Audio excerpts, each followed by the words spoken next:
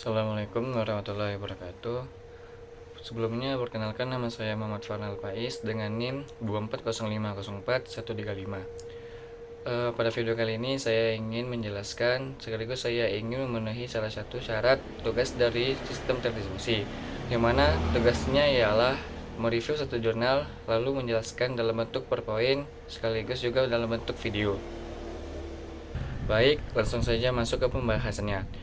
Nah, pada pertama kali saya memiliki judul yaitu arsitektur sistem terdistribusi untuk enterprise, model desain dan implementasi, yang mana jurnal ini bersumber dari Muhammad Ilham, Isa Fakihyanuddin Hanif, dan Farid Ardiansyah pada tahun 2025.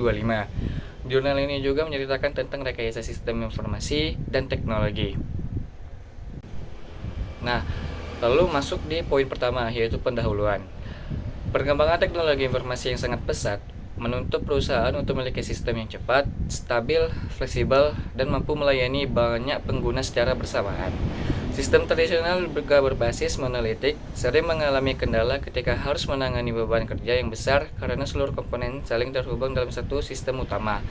Nah, jika terjadi gangguan pada satu bagian, maka keseluruhan sistem dapat terpengaruh.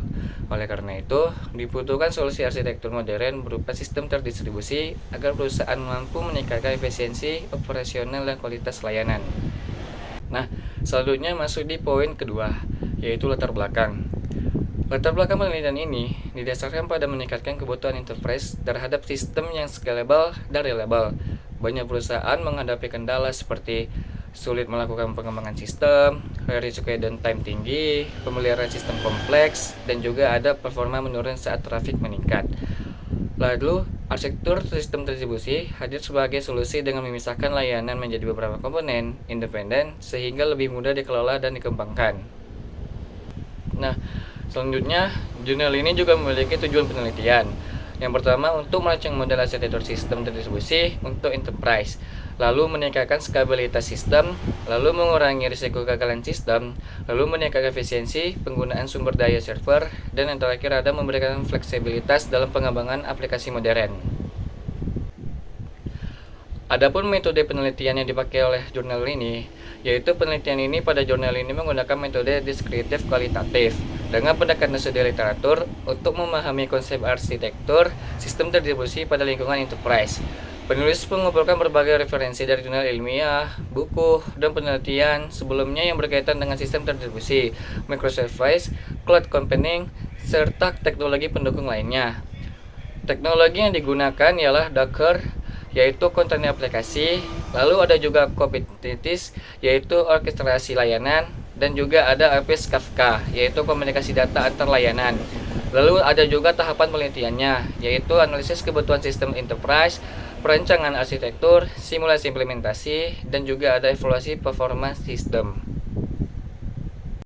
Baik, adapun juga hasil penelitiannya, yaitu hasil penelitian menunjukkan bahwa penerapan arsitektur sistem terdistribusi mampu mengurangi downtime hingga 40%, lalu meningkatkan efisiensi server sebesar 25%, dan meningkatkan throughput komunikasi layanan sebesar 35%. Nah, sistem ini juga menjadi lebih stabil, cepat, fleksibel, dan juga mudah dikembangkan. Ada juga penerapan pada jurnal ini. Penerapan sistem ini cocok digunakan kayak seperti sistem informasi perusahaan besar, e-commerce, sistem perbankan digital, layanan cloud computing, platform dengan banyak pengguna aktif. Lalu ada juga keunggulan penerapannya. Yang pertama itu ada update layanan tanpa menghentikan sistem, skalabilitas otomatis, pemeliharaan lebih mudah, dan juga risiko error itu lebih kecil. Nah, yang terakhir itu ada kesimpulan. Kesimpulan yang bisa saya tarik ialah berdasarkan hasil penelitian, arsitektur sistem terdistribusi terbukti efektif dalam meningkatkan performa, fleksibilitas, dan stabilitas sistem enterprise modern.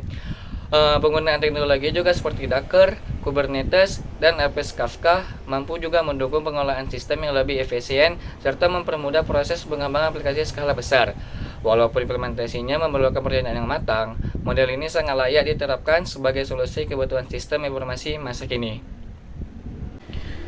Mungkin hanya itulah pembahasan dari saya tentang mengenai arsitektur sistem terdistribusi untuk enterprise, model desain, dan implementasi. Lebih dan kurang saya mohon maaf. Saya akhiri dengan Assalamualaikum warahmatullahi wabarakatuh.